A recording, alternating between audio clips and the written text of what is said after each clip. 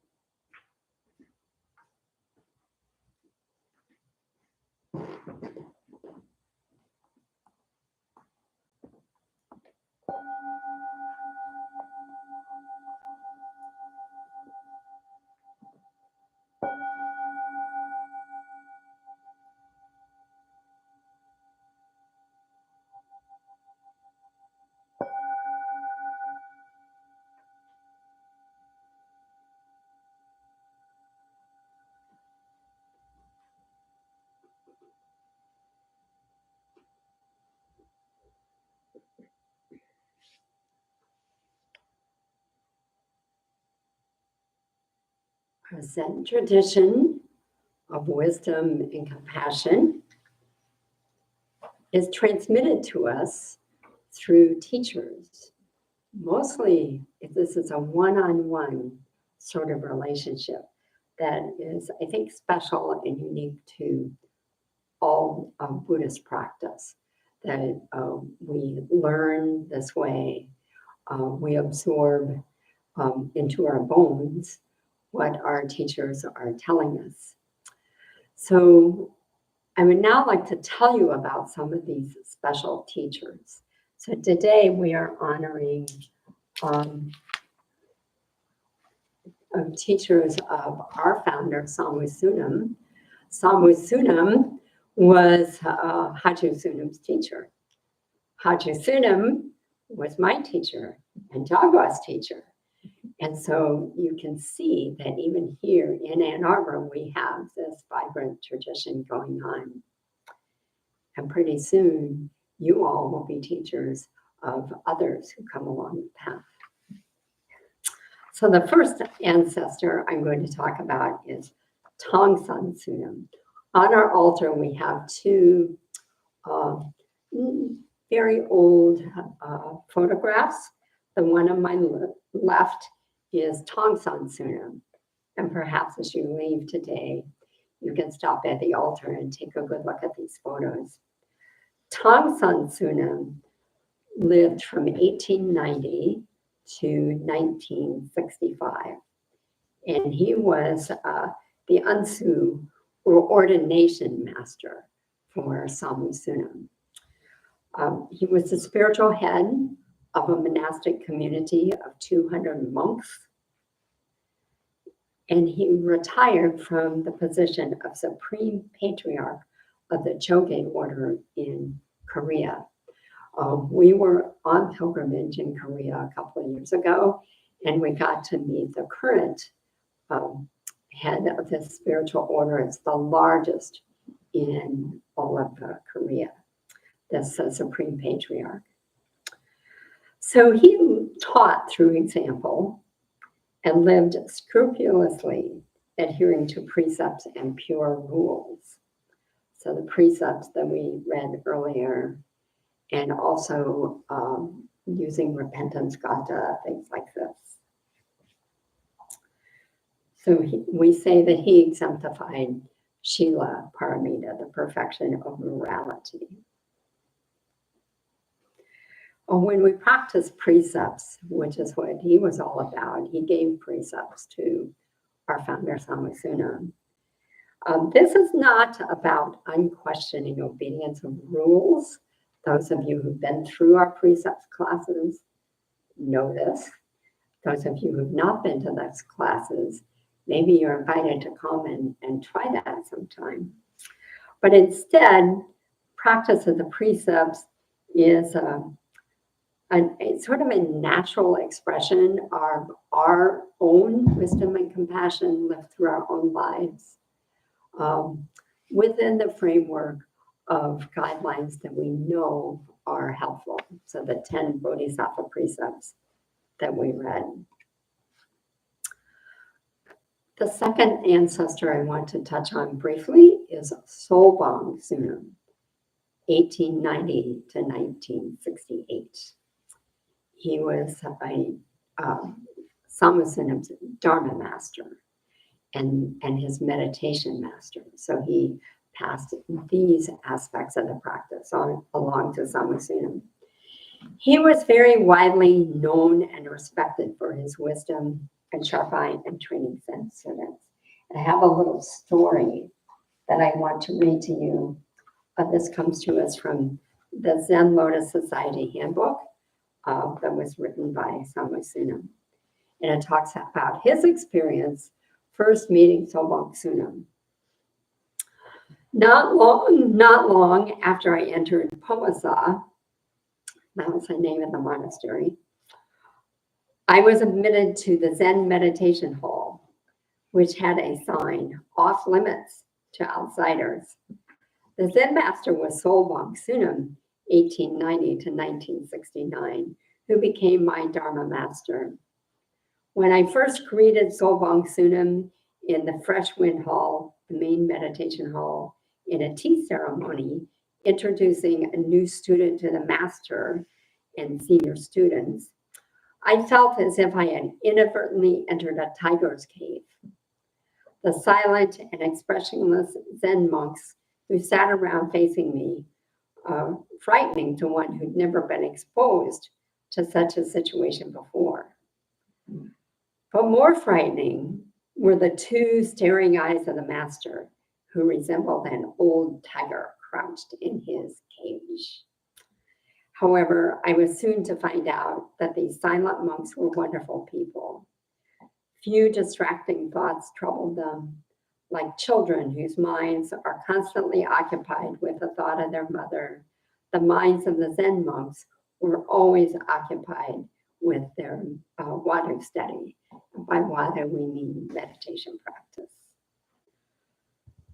Sobong Sunam was widely known and respected for his wisdom and sharp eye in training Zen students. Despite that, he was most unassuming and mingled freely with ordinary folks in the workaday world, drinking and sleeping on the streets, from which he had gained a reputation. Sobong Sunam was unobstructed. It seemed he identified strongly with common, ordinary people struggling to make a living in the marketplace and disliked government authorities that bullied the poor and underprivileged. Once in a while, he would disappear from the monastery, go down the mountain, and spend time with his worldly friends. Then, with resumed vigor, he would return and instruct Zen students. His devotion to Zen students and his earnest exhortations often moved them to tears. He admonished us, saying, "To free oneself from worldly possessions and renounce one's family is a difficult thing for an ordinary being to do. More difficult still is to give oneself totally, body and mind, after the renunciation." Okay, and so it goes on a bit. I think one of the interesting things about Sobong Sunam, this ancestor, is it points out that sort of the complex nature of our practice and of our enlightenment. Here is a very, very wise person who at the same time has some worldly problems with addiction. So you don't have to be perfect to be a Zen master, but you do need to carry this deep wisdom that you can pass on to others. So in addition to these formal Zen masters, we have in our tradition practitioners known as Polsanam. And I'm going to ask Haji Sunam to talk about them because she has actually met some of them and worked with them in her relation.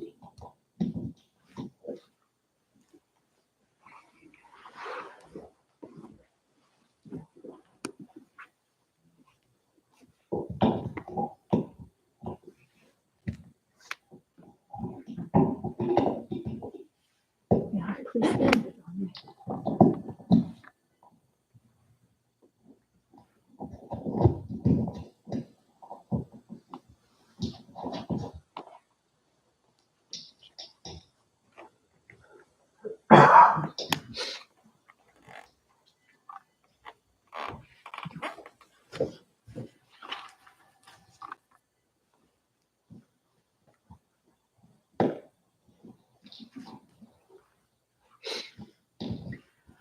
Testing. Is it making a difference? Mm-hmm. Okay. Well.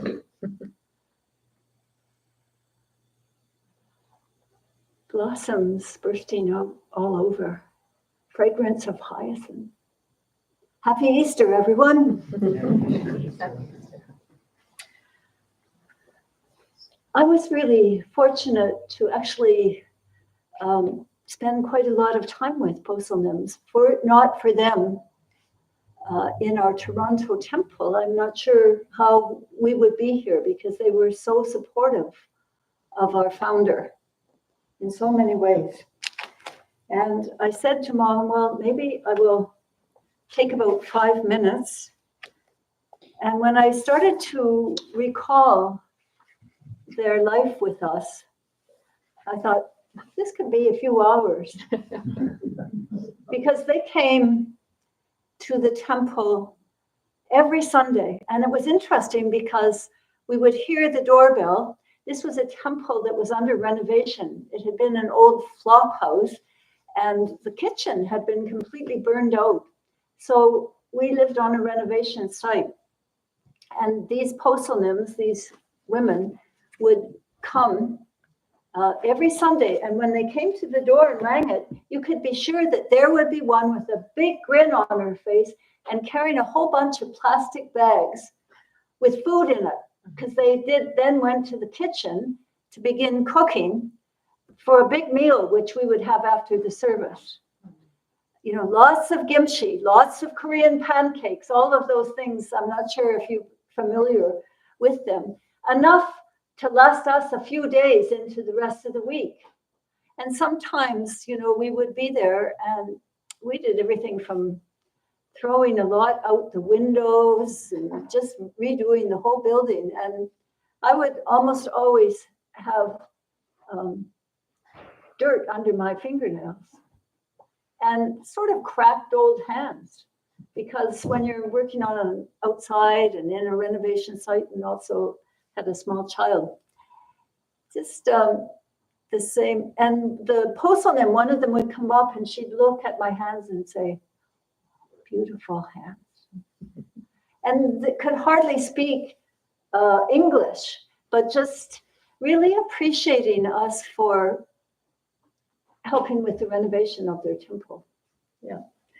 So some general things about them were that most of the posonims came to Canada from Korea to support their families in Canada, most of which families were running, what do you call them? Grocery stores, Korean groceries. And the posonims would stay home and look after the kids so that their sons and daughters could run these stores. And it was a lot. Some of them had several kids that they were looking after, and usually they cooked all the meals. And they were so happy when on Sundays, the sons and daughters said they found a temple and they could come to the temple. It was like a chance to see other women, to talk, to be the devotees that they were to Buddhist practice. And so it was always a lot of fun on Sunday mornings to have these Korean women come, sometimes the occasional man, but mostly women. And they would do the cooking, and Sunam would bring them in for a service, and then we all would join them for a big meal. And some of the time, I brought this little basket. We used to have this really big basket that had beads, you know, the beads that we wear, but there were 10,000 beads on strings like this. It was a big basket. And it was the practice of the posonims to start at the end of the bead. They weren't separate beads. It was just one long bead. I've seen them in Korea too, where they would do Kwanseum Posel, often chanting it. So we could often hear one of the posonims sitting by this basket trying to do the 10,000 Kwanseum Posel. It's really kind of inspiring, creating a whole kind of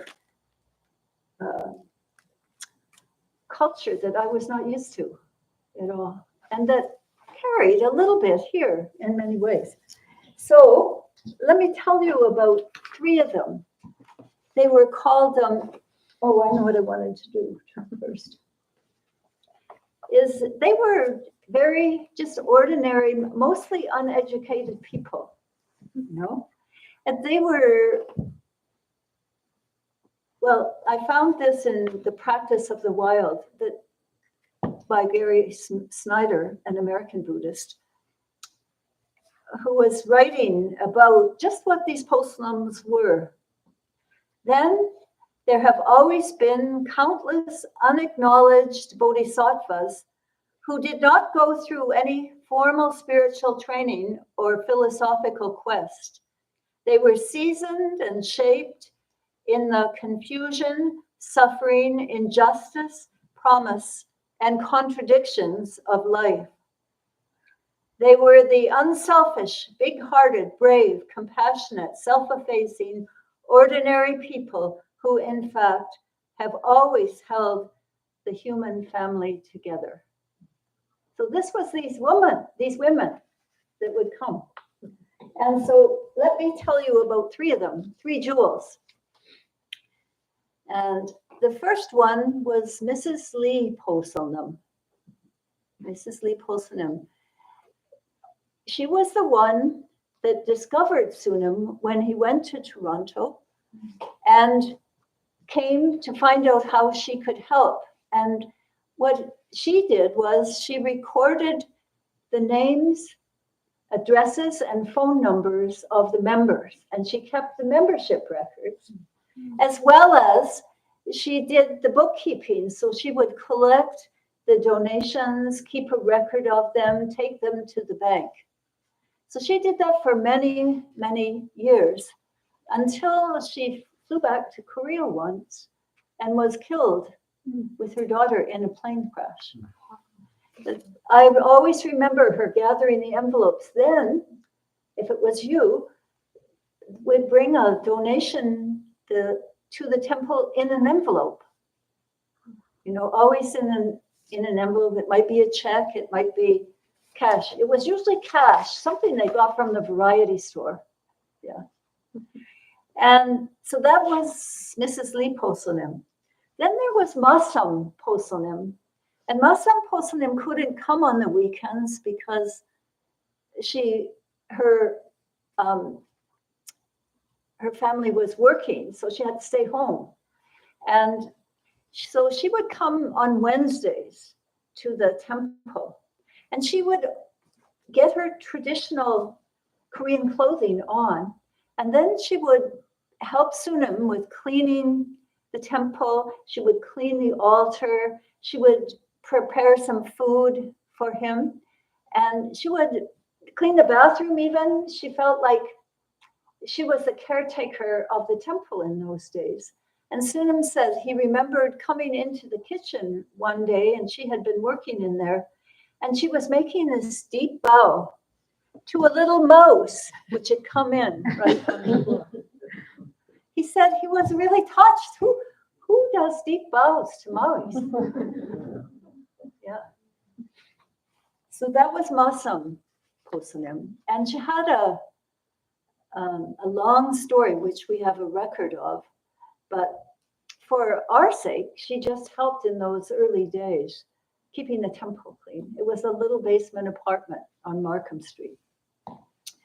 So then the final one was Kondak Shim Poselnum. And she was a kind of little and stout, and she always came with all those bags of groceries to make the food, and with her grandson, Michael. Because it's always the duty of the Korean grandmothers to expose their grandchildren, to the temple.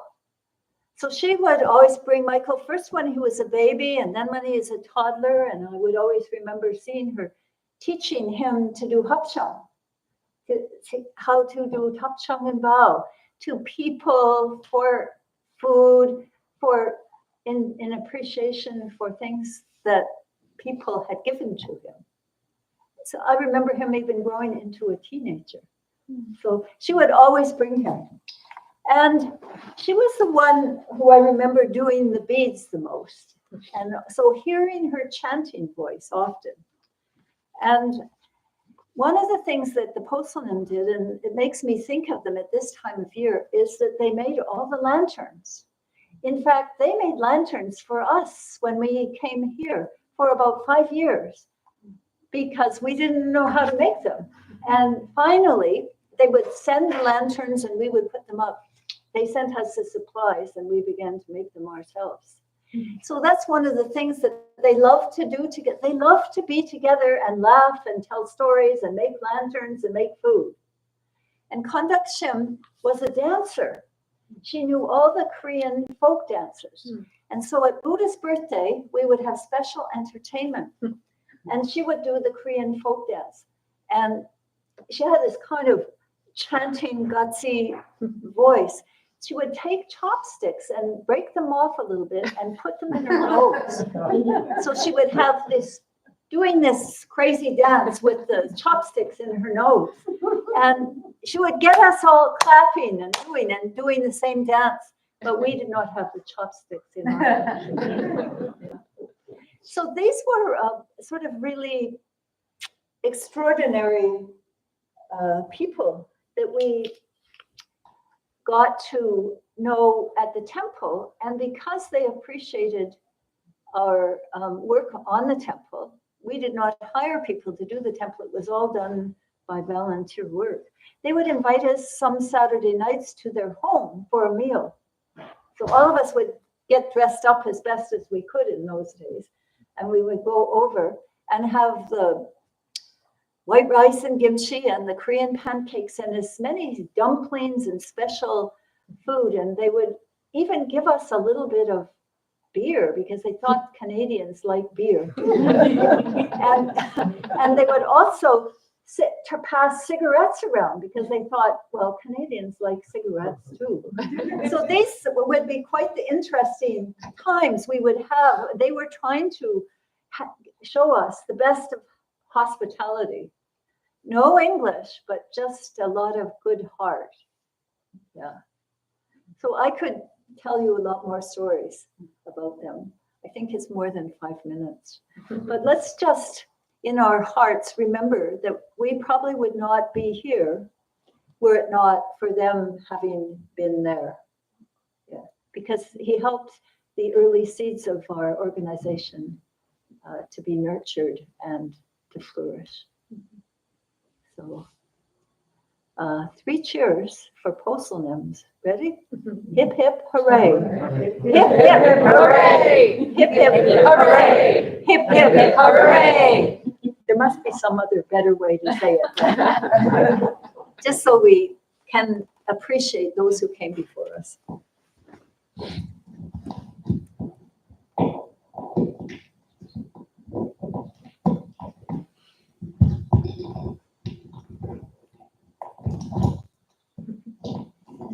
How much time do we have left on our clock there? 15 minutes. Oh, good. So now, and Haji Sunam, I'm going to ask you to be the microphone runner because that way you get to hear people well. So now we have a question for you. Having heard all of this about ancestors, I am curious, and I invite you to comment on ancestors that you've encountered in your life and what they have meant to you. So these might be Zen teachers, but they might be other ordinary people, as Haji was reading in Gary Schneider. We just have ordinary people popping up in our lives that offer us wisdom that really help us along the way. Okay, so here you go. Comments on ancestors, and if you could pass the microphone. Okay, yes, I'd like to. You know, I see Hyung Chong usually sits over there. He always says, my teacher said. Remember how he always says that? My teacher tells me this and that. So maybe there have been people in your life that you've really been touched. They affected you and your life in some way. So, what do you think?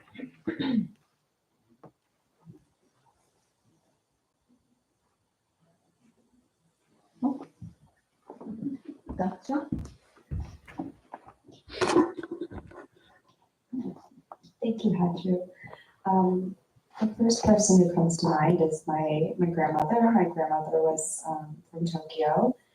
She was raised as a Buddhist. converted to Catholicism as an adult, and I started life as a Catholic and now here. But she, in her way, taught me so much about moderation and how to approach things in her very quiet, dignified way. So I view her as one of my, not just one of my ancestors, but one of my seven ancestors too. So thank you.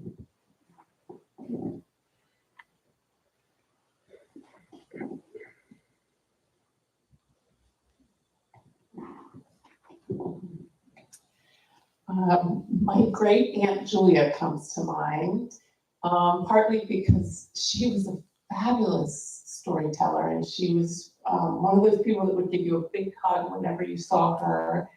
And she had an amazing garden. And for some reason, the one thing that really sticks with me is that she, as she got older, she would paint the handles of all of her garden tools red so she could find them.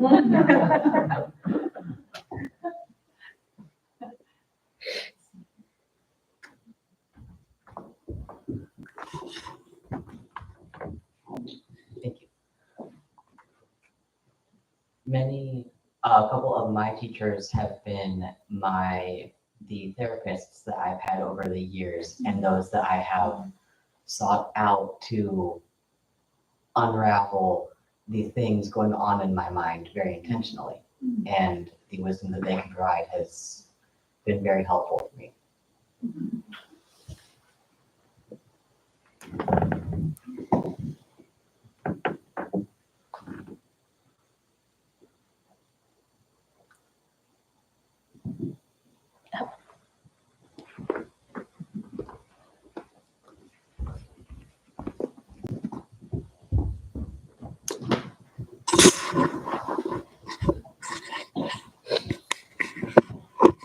Yeah, I really like this definition of ancestor. Yeah, I think I've had ancestors here like yourself. I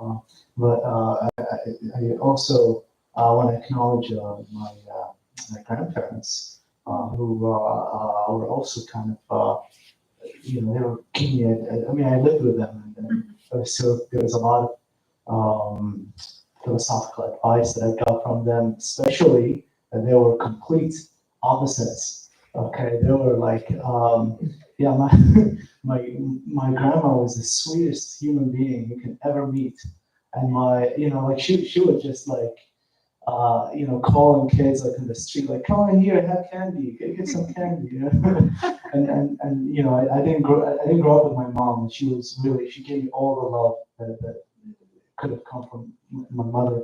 But then my grandpa, who also loved me a lot, he was good to me, but he wasn't good to anybody else. Okay, he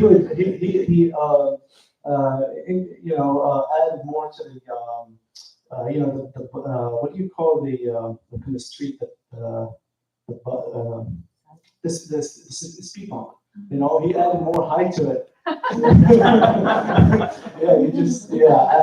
And one morning he was I met him outside, and he was like poking into the chicken, and apparently he found a fox, and he killed the fox, he cut its tail and attached it to his hat. he was very, but he was like, very kind of strong, and like he was sort of, he didn't like being in crowds or anything like that. He always liked sitting and thinking. And then my grandma was the one who liked people, and she was really nice. And so I think, anything that happens brings me back to, should I be grandma or grandpa?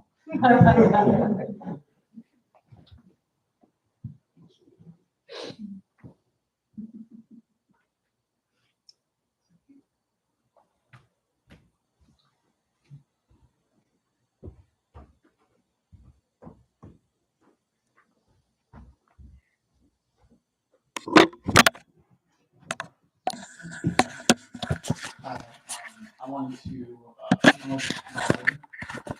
One thing that she taught me was always step in whenever help is needed. I remember on two separate occasions growing up, one time at a major intersection that a car just started floating into the intersection at a red light. I mean, it was like a major intersection, like 6 lanes and all sorts, and people were honking horns. My dad, we had a manual transmission, pulled an e-brake, got out, ran up to the car and opened the door, and then slowly reached in, moved the steering wheel and pushed the car. And I'm like probably 6 years old, pushes the car through the intersection as people are honking, everybody stops, to the curb, and then pulls the brake and hits the e-stop. I remember the hazard lights. I don't remember I was a child when he did this. And as this was going on, he pulled the woman out of the driver's seat onto the grassy knoll next to the street. As the woman continued to convulse, she was having a seizure. And at this point, I didn't know what the other little kid, so I just stayed in the car. He eventually came back and got in the car and drove us over there until the ambulance showed up. And at the time, as an older kid, maybe in my teenage years, we saw coming down a country road, a car veered off, missed 2 telephone poles and hit a pine tree. And we can see that there's clearly a distressed car stopped. We get out, and we're both Boy Scouts. My father was an Eagle Scout, and I was, first aid trained as a child. We came up to it, and we saw the man clearly intoxicated, smelled of alcohol, very inebriated. And we stood there. We couldn't do anything, but the man was conscious. We stayed with him until the ambulance showed up because he wasn't bleeding profusely. But we just talked to him, made sure he was still conscious. Because if he went unconscious, then we could then proceed to try to, engage in first aid measures. But there wasn't much we could do, so we were there. One thing that he taught me was that anytime you have circumstances that you can help, and if you are, you should do so. So I've always thought of anytime I've seen a car accident or anything like that on the side of the road, I'll stop. And that's happened a couple of times. I remember one time in the snowy conditions, 2 cars hit. One went down in a ravine. I got out and scrambled down the side of it to check on him. So I lost my father May 5th, 2015. So it's been a few years now, so I just want to acknowledge him for that. But thank you. So,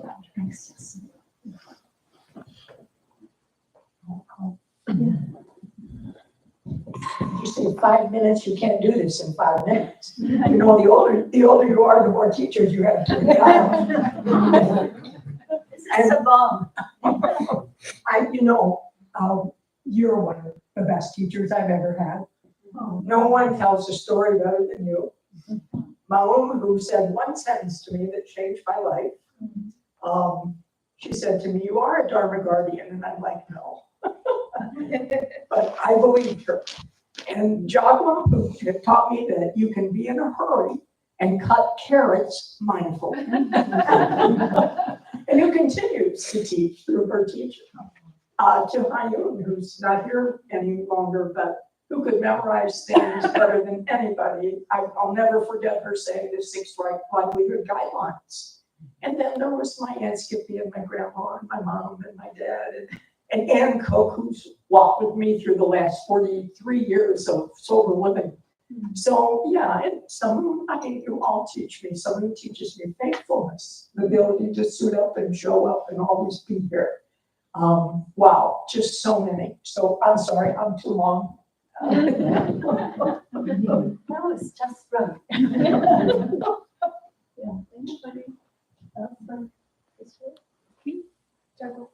Oh, juggle.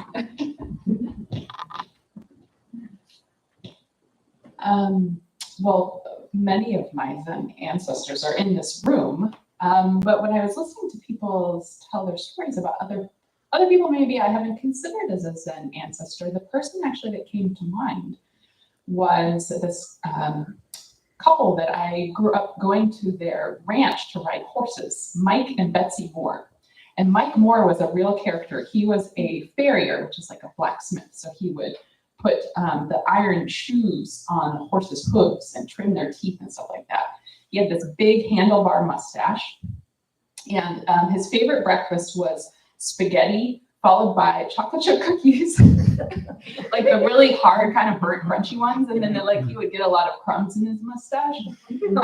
And he really loved doing steer roping. That was his sport. So after I had been riding horses for a few years, I was in my early teens, and I was a bit afraid of the horses that they would ride for this because they were really, really fast. So you would go in this chute, and then they would release the cow, and then the horse, as fast as possible, would run down the length of the arena. And of course, I never learned how to use the lasso, but that was part of it. But once I had been going for a few years, he asked me if I wanted to ride his horse, whose name was Flash.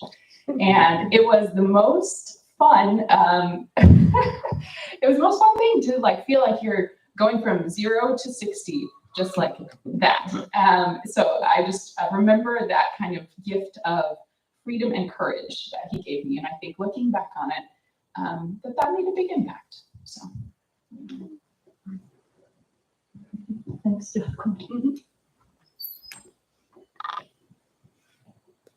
Maybe this is good enough for now. I appreciate doing this because usually I can't hear any of those things. But when I'm taking this around and nearby, it makes a big difference. We're getting a whole new system tomorrow Yes. where the audio will be changed and also the visual. So people who are watching from home will have better. Much better. We're going to have a handheld microphone. That we are using this improperly because it's meant to be attached to a lapel. So we're going to have, it's going to be wonderful. Have to come back and forth. Yeah. So just one last thought. Young Cho always starts his sentences with, "My teacher says." I think I should start with, "My teacher does," because Hajisunim is everybody's best friend and a person of action. She loves to run the microphone around the room so she can hear what everyone's saying. Yeah. Well, I figured out a better word than hip hip hooray. It is kamsahamnida, which is thank you. Just thank you. It's in Korean. It's good to have it. Kamsa. Kamsa. Hamnida. Hamnida. Kamsahamnida. Kamsahamnida. And all more. Right. So in honor of our ancestors, let's say the 4 great vows, and then we will have some announcements. All beings, one body. All beings, one body. I vow to liberate. I vow to liberate. Blind passions, one root. Blind passions, one root. I vow to terminate. I vow to terminate. Dharma gates, one mind. Dharma gates, one mind. I vow to penetrate. I vow to penetrate. The great way of Buddha. The great way of Buddha. I vow to realize. I vow to realize.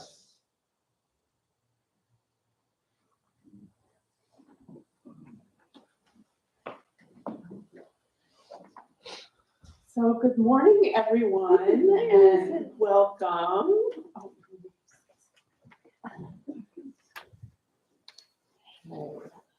I'm not sure if I can hold this in a paper at the same time. You can flip it to your. I think we can hear you. Oh, Yeah, you're great. all right. So welcome. Who is here for the first time today? Wonderful, wonderful. So a special welcome. And directly following the service, we're going to have a tea in the foyer here. So please join us for tea and conversation. So we have a very special event coming up, which is Buddha's birthday. And that will be celebrated on Sunday, May 4th. And you're all invited. Right here at 10 a.m., there will be chanting, remembering the Buddha's teachings, and also an opportunity to bathe the baby Buddha. And then after the service, there will be a parade a potluck and entertainment and a birthday cake. You can sign up to bring things for the potluck right out on the clipboards, again in the foyer. And then at 7 p.m., there will be a second service, which is a lantern lighting service. And you can see, of course, the lanterns hanging from the ceiling. And so this is a really beautiful service, and we really encourage you to attend that as well. So we have a variety of other ongoing temple programming, and I'm just going to highlight a few of these. One is the meditation classes, and this is in two formats. The first is a 5-week version, which is 2 hours of instruction per week from 6:30 to 8:30 p.m. on Thursday evenings. And the next one of these classes will begin on April 24th. Then we also offer the same class overnight from 7 p.m. through noon on Saturday. So this is like a mini little retreat. And it includes overnight stay and breakfast.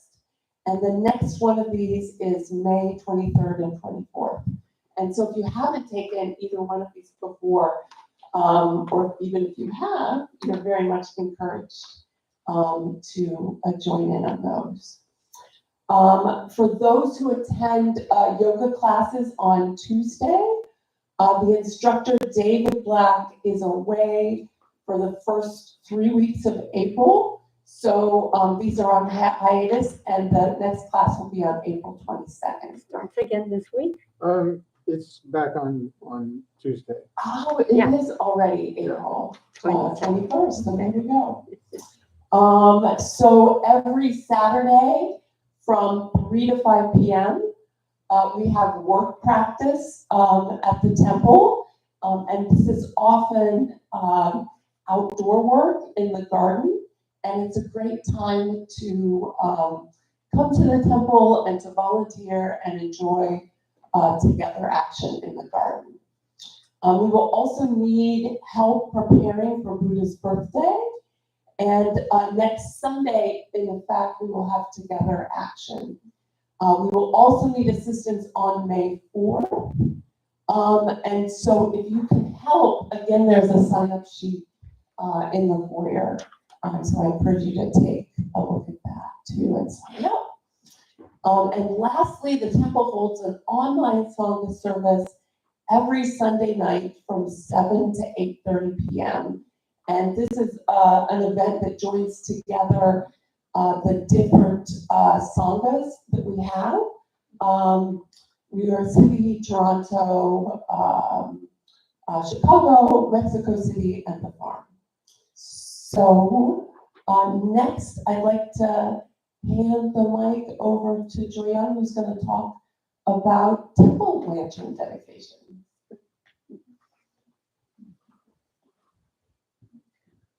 Good morning, everyone. Pasadi, I've actually named, Pasadi is now master of the lotus petal. The lotus petal, as you can, I'm sure that you've been hearing about it for these past weeks. So we are, in honor of Buddha's birthday, we're having the lotus lantern dedications. And the lotus lantern and the dedication actually is an aspect of our connection to our ancestors.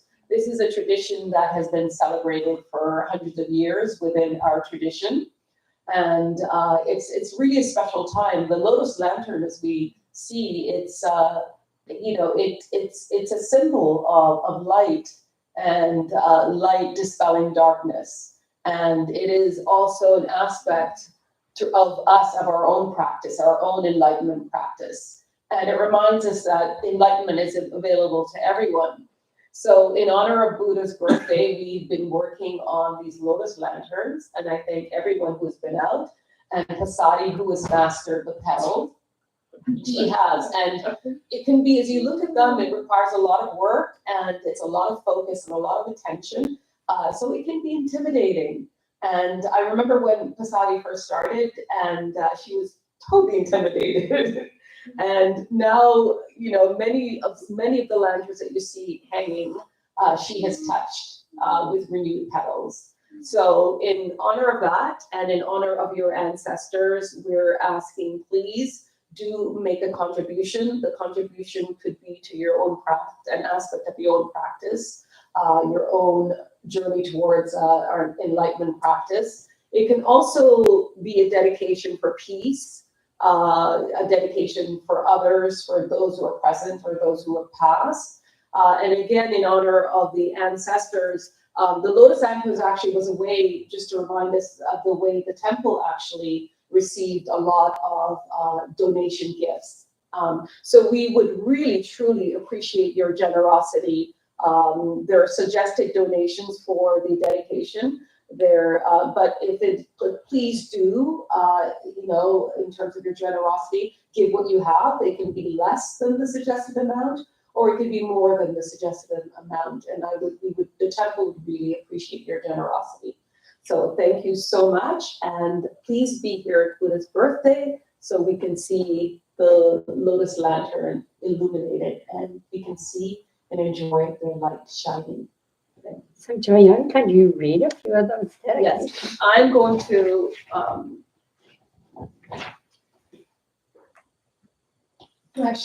going to read some dedications that's already been posted. No names is mentioned on the dedication, but you might recognize it as yours. The first one is, may those suffering be able to let go of the pain and find peace and love. For all of us troubled people, we can try to do this. We can't do this. If we can't do this, ask the bodhisattvas. They never fail.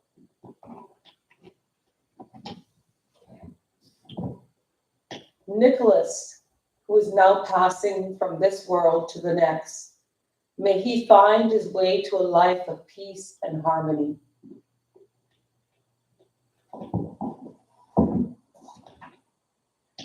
May Dolores return to good health.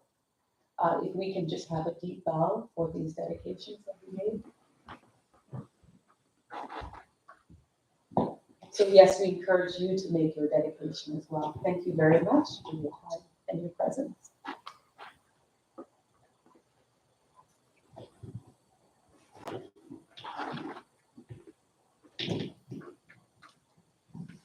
So, do you want this one?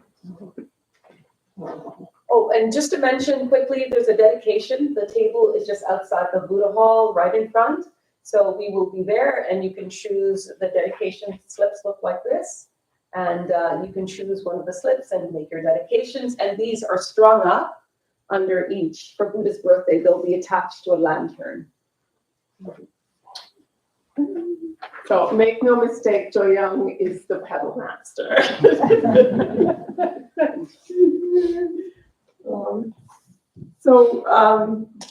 Thank you all for joining us this morning. And the temple is entirely supported by your generous donations of time and money. And we have a fishbowl out in the foyer. And we've already mentioned work practice on Saturdays. Today, Recovery Dharma will meet in the historic temple at noon. And today, Adam will be facilitating. Excellent. And Adam has raised his hand in the corner. Wonderful. Come see us. And Hutchinson. Yeah, there will be Together Action today, following up from the Together Action yesterday for about 15 minutes after we leave. So we're going to carry some clean chairs and we're going to prepare some pots for zinnias. Out the back, that's where I'll meet you. Okay. So let's all stand and we'll conclude with 3 formal bows.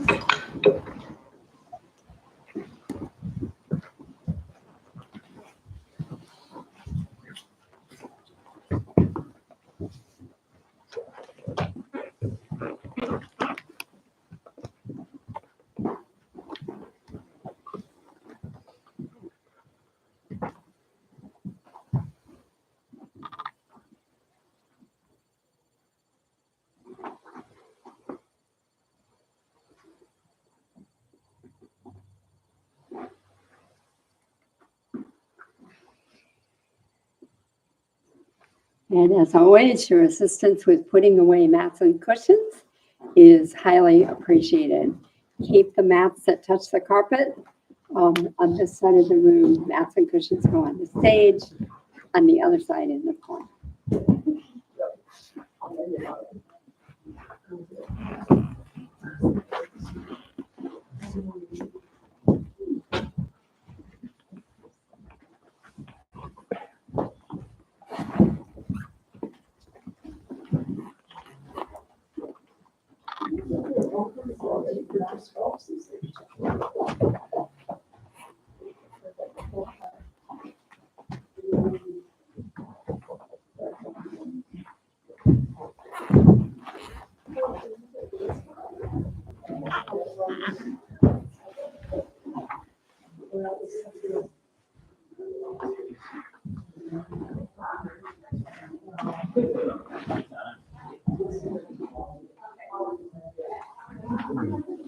Sheila, do you know Sheila?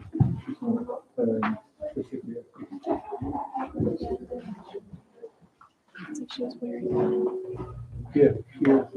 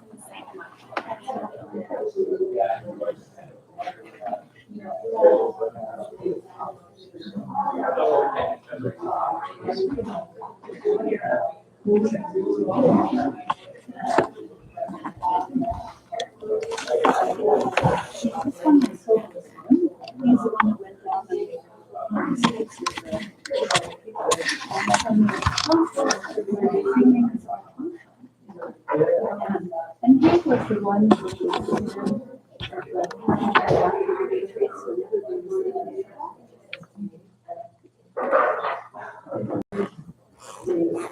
was leaving to go somewhere.